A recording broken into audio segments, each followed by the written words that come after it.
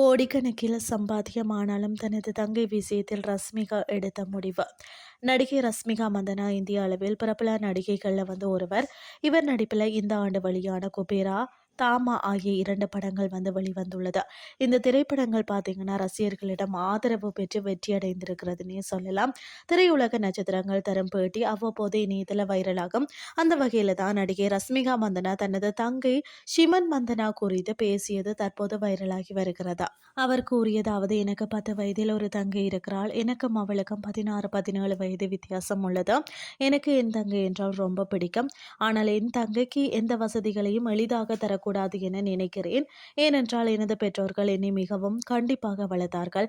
அப்படி கஷ்டப்பட்டு வளர்த்ததால் தான் இன்று இந்த நிலைக்கு என்னால் வளர முடிந்திருக்கிறது. அவளுக்கு இப்போது எல்லாம் எளிதாக கிடைக்கிறது போல இருக்கிறது. ஆனால் அவளுக்கு அடிப்படை வசதிகளை தவிர வேற எதுவுமே கிடைக்க கூடாது. அவளும் சாதனை செய்யணும்னு கூறியுள்ளாராம்.